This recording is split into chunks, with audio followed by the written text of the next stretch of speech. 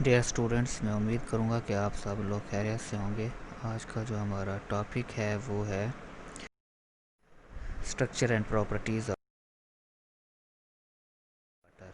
तो इसमें हम स्ट्रक्चर को और प्रॉपर्टीज़ जो हैं वाटर की वो डिस्कस करेंगे। तो स्ट्रक्चर में सबसे पहले जो है हम देखेंगे इसमें कौन कौन से मॉलिक्यूल अटैच हैं, एटम्स अटैच हैं। तो इसमें एक एटम ऑक्सीजन को तर दो जो है एटम्स इसके साथ एसोसिएटेड होते हैं, जुड़े होते हैं कोवलेंट बॉन्डिंग के ज़रिए हाइड्रोजन के। तो ऑक्सीजन के ऊपर पार्शियल नेगेटिव चार्ज होता है और हाइड्रोजन के ऊपर पार्शियल पॉजिटिव चार्ज होता है। और ये जो पॉजिटिव और नेगेटिव चार्ज की इंटरेक्शन है तो इसके नतीजे में कोवलेंट बॉन्डिंग जो है वो वाटर में प्रोड्यूस होती है।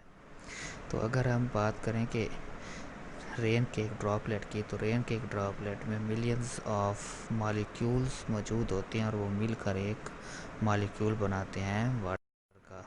तो अगर हम इसकी करेक्टरिस्टिक्स या प्रॉपर्टीज़ की बात करें तो पोलर मॉलिक्यूल होने के नाते इसके अंदर cohesion, adhesion, specific heat, universal solvent, capillary reaction और सरफेस टेंशन ये इसकी प्रॉपर्टीज़ के अंदर शामिल हैं।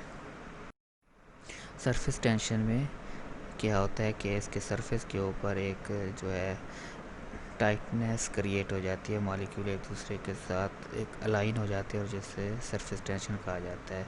The tightness across the surface of water that is caused by the polar molecule pulling on one another. ठीक है, और ये जो सरफेस टेंशन है makes the surface act like a solid. उसके बाद ये कैपिलरी रिएक्शन को एक डायग्राम में दिखाया गया है कि कैपिलरी रिएक्शन के तहत किसी भी क्लोज राउंड शेप के ट्यूब हो या कोई और कॉलम हो उसके अंदर पानी किस तरह मूव करता है, वो कैपिलरी रिएक्शन जो है वो इस डायग्राम में दिखाया गया है। और यहाँ पे कोहेजन और एडहेशन है। कोहेजन में ये है कि जो अट्रैक्शन इंटरमॉलिक्यूलर इंट्रैक्शन होती है, यानी मॉलिक्यूल्स के दरमियान जो इंट्रैक्शंस है वो क्या कहलाती है, कोहेजन। और जब वाटर मॉलिक्यूल किसी नॉन वाटर सरफेस है या कोई सॉल्यूट है या सॉल्वेंट है किसी के साथ अटैच होता है तो उसको एडहेशन कहा जाता है। और एडहेशन की यहाँ पे इस कॉलम के अंदर ये देखें, जो कॉलम की वॉल्स हैं वो एक नॉन वाटर मटेरियल है तो उसके साथ जो स्टिक कर रही हैं वाटर की लेयर्स, इसे क्या है एडहेशन कहा जाता है। और यहाँ पे जो है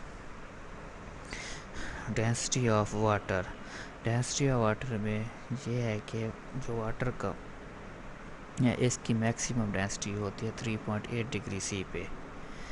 तो ये 3.86 डिग्री सी पे इसकी जो है डेंसिटी मैक्सिमम होती है। और अक्सर आपने देखा होगा जो कोल्ड एरियाज़ वर्ल्ड हैं तो वहाँ पे एक ऊपर लेयर प्रोड्यूस हो जाती है झीलों के ऊपर या वाटर रिसोर्सेज के ऊपर किसकी, आइस की। तो ये जो है एक इंसुलेशन का काम करती है। नीचे जो फिश या और तरह की चीज़ें मौजूद होती हैं वो इसके अंदर जो है सरवाइव करती हैं, क्योंकि ये एज इंसुलेटर काम करती है। जो इन्वायरमेंटल हार्श कंडीशंस होती हैं, कोल्ड कंडीशन, उसकी जो कूलिंग है वो उससे ट्रांसफ़र नहीं होने देती पानी, जिसके अंदर फ़िश या दूसरी मैरीन लाइफ जो है वो क्या है कि वो ज़िंदा रहती है। और यहाँ पे लिखा हुआ है prevents water from freezing from the bottom up की, यानी जो बॉटम के अंदर पानी होता है किसी भी झील के अंदर या किसी और वाटर रिजर्वायर के अंदर, उसे फ्रीजिंग को प्रिवेंट करती है। Ice forms on the surface for the freezing of the water releases heat to the water below creating insulation. क्योंकि ये जो है ऊपर लेयर मौजूद होती है, ये इंसुलेशन का काम करती है। Makes transition between season less abrupt. तो ये जो है यकदम जो जिससे अब्रप्ट चेंज इन्वायरमेंटल चेंजेस कहते हैं वो जब होती हैं तो लिविंग ऑर्गेनिज्म है पानी के अंदर, उनके लिए भी एक प्रॉब्लम काज होती है हार्श कंडीशन। तो उसको जो है ये प्रिवेंट किस तरह करती है कि ये ऊपर इंसुलेशन लेयर बना देती है वाटर के ऊपर।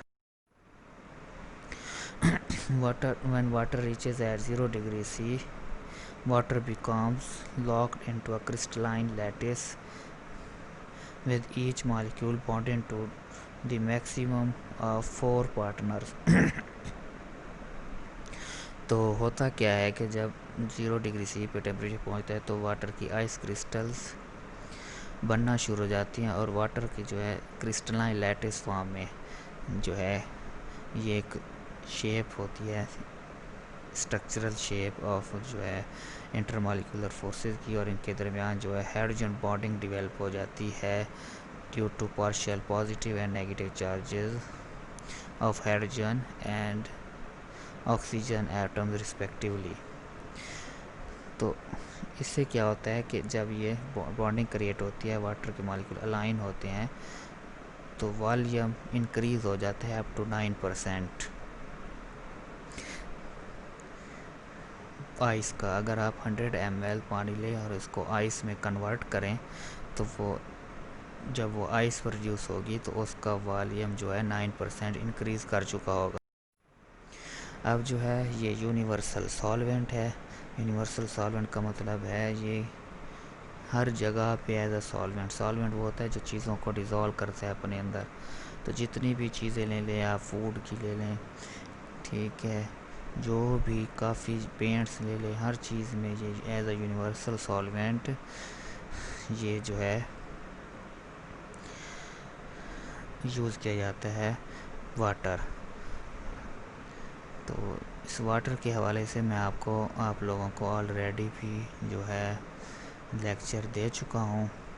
तो मैं आप सब लोगों से उम्मीद करूँगा कि आप लोग जो है ये लेक्चर सुने, और अगर कोई आप लोगों को क्वेश्चन है या कोई इंक्वायरी है तो मुझे आप कांटेक्ट कर सकते हैं। टेक केयर, अल्लाह हाफिज़।